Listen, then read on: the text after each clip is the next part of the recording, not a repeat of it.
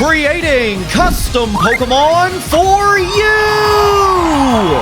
Welcome back, everyone, to the show where we select lucky commenters to spin a series of random wheels that give us factors for a Pokemon that we then create just for you. It's gonna be an awesome episode today, y'all. We're gonna make 3 amazing custom Pokemon as always, so if you end up liking today's video, make sure to hit the like button and subscribe so you don't miss the next one. But most importantly, if you want a custom Pokemon for yourself, don't forget to leave a comment, because I'll be randomly selecting people from this video's comments for the next episode. That's right, everyone who gets a custom Pokemon is just randomly selected from the comments. It's just the most fair that way, but it also makes it really important to have that notification bell turned on, because if you get a custom Pokemon, you definitely don't want to miss the episode. So make sure you click that bell, but without further ado, let's get into the first Pokemon. And this one will be for Radioactive Zone, who's been here since the start of the series. That's awesome. So alright, Radioactive, let's start by getting the power level of your Pokemon, and you are going to be a Convergent Evolution. Cool. And it means that now we have to spin this wheel to see what generation of Pokemon we're making a Convergent for, and it's Gen 8. That's actually really hype. We haven't got that one yet. So now we'll spin this wheel that has every single Generation 8 Pokemon on it, and we got Skyq. That is definitely one of the more unique Pokemon from Gen 8, which is good, but also bad, because this is going to be really hard to do depending on what typing we get. So now let's spin this wheel to see what typing we will be working with. Your first type is going to be the Flying type. That is actually very funny. We're turning a Penguin into a Flying type, and your second type is None, so we're actually turning a Penguin into a pure Flying type. And the last step, before we see which Pokemon looks like, let's see if it has an X Factor, and you do a signature move. That's hot.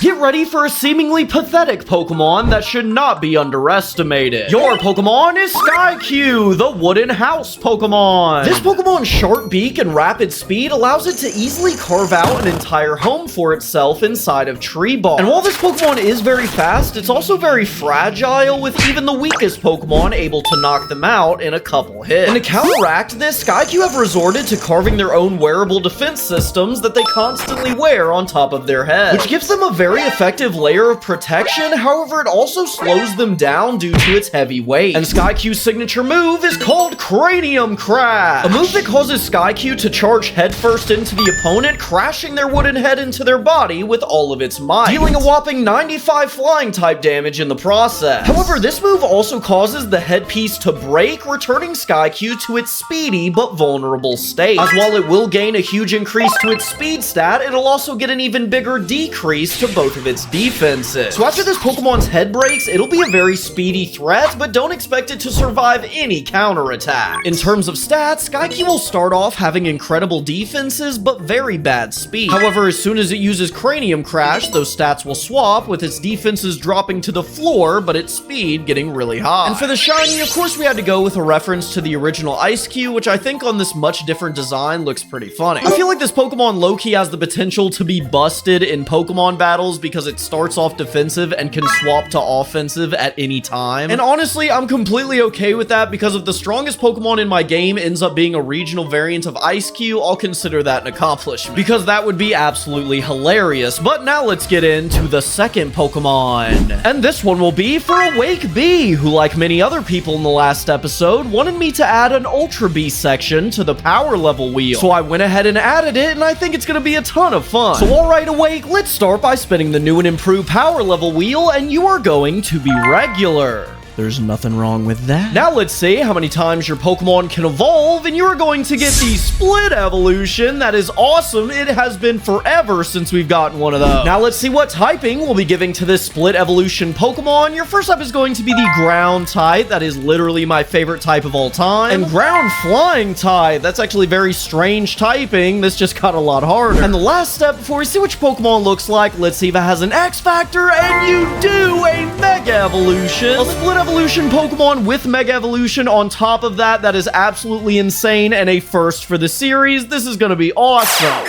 Get ready to meet a Pokemon that sort of invented its own society. The first stage of your Pokemon is Tufftalon, the family Pokemon. These Pokemon are known to only travel in packs, overcoming the weaknesses of their individual members thanks to the power of pure number advantage. And its Split Evolution only takes this teamwork further, because upon reaching level 30, 31, male Tufftalon would evolve into Tufftalon. These Pokemon use their shovel-like claws to scoop large amounts of earth out of the ground before using it to build large fortress-like structures where groups of this Pokemon actually live. When exposed to Tuftite, it would evolve into Mega Tufftalon. These Pokemon are the strongest of their species and are therefore in charge of guarding the major entrances to their homes, keeping away all would-be threats. But that's not even all this species has to offer, because upon reaching level 31, female Tufftalons would evolve into Cuftalon. These Pokemon are the hunters of the group, leaving in large packs for several weeks before returning with huge amounts of food for the pack to eat. When exposed to Cuffite, it would evolve into Mega Cuftalon. These Pokemon are the leaders of the hunting groups and use their sharp wings to dig through the ground and also decimate foes. In terms of stats, Tufftalon is more focused on its defenses, and when it Mega Evolves, those defenses get even better. However, Cuftalon is more focused on its speed, but when it Mega Evolves, its offenses get very scary. And here are their shinies. I went with a dark green color for Tufftalon because I thought it looked like a zombie, and for Cuftalon, I went with light blue to match the sky that it flies in. I really like how this Pokemon turned out, and I feel like the whole family aspect just works out absolutely perfect for it, because since it has a split evolution who both have Mega Evolutions, there's like 5 different designs that are part of this Pokemon. So giving each of the designs their own role in this Pokemon society where they all help each other out just seems like a perfect use of this unique prompt. And I can even imagine in the fan-made game there's some sort of side quest where you have to infiltrate a fortress that these Pokemon built for some reason. That would be really cool, and in fact I'm planning on side quests being a major part of the fan-made game, so that's definitely gonna have to be one of them. Let me know in the comments if you think that would be cool, but now let's get into the third Pokemon. And this one will be for Do or Die 678, who says I'm one of their favorite YouTubers. That's super nice. So alright, Do or Die, let's start by getting the power level of your Pokemon, and you are going to be a fossil Pokemon. That is absolutely awesome. So now let's spin this wheel to see how many times your fossil Pokemon can evolve, and you are going to get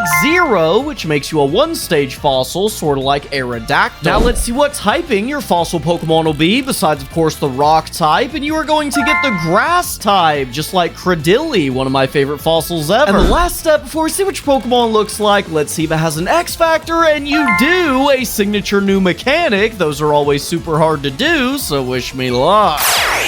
Get ready to meet the reason that ancient humans stayed away from the water. Your Pokemon is Slausaur, the violence Pokemon. These Pokemon are some of the most terrifying to ever live, as they're extremely powerful and absurdly aggressive. In fact, it's even said that they're the reason behind many of the fossil Pokemon becoming extinct in the first place. And this Pokemon's absurd aggression is reflected in its new mechanic, where it is physically incapable of learning or even using any move that doesn't purely deal damage. That's right, not only can it not use status moves, it can't even use moves that have secondary effects. But to make up for this Pokemon has absolutely insane stats that are even higher than pseudo-legendary. So in terms of stats, this thing is absolutely insane. It's got a base stat total of 650. However, I didn't give it too good speed because I feel like if it had really good speed on top of these offenses, that would be a little much. And for the shiny, I went with an all-black shiny because everybody always loves those types of shinies, me included, and this felt like the perfect design for it just because it's so cool. And I don't know about y'all, but I'm gonna go ahead and say this is my favorite design of the entire series. It's just everything I love wrapped up into one. I like big, intimidating ocean creatures, and I like fossil Pokemon, so this is just perfect for me. But that's gonna do it for today's episode, y'all. I hope you enjoyed. If you did, make sure to hit the like button and subscribe before you go, and if you want to watch more episodes, there's a bunch in this playlist. Hopefully y'all are appreciating how much quicker the episodes are coming out. I've been on an absolute grind lately, and I'm gonna get right back to it to make some awesome custom Pokemon for you, so I'll see you in the next episode, but until then,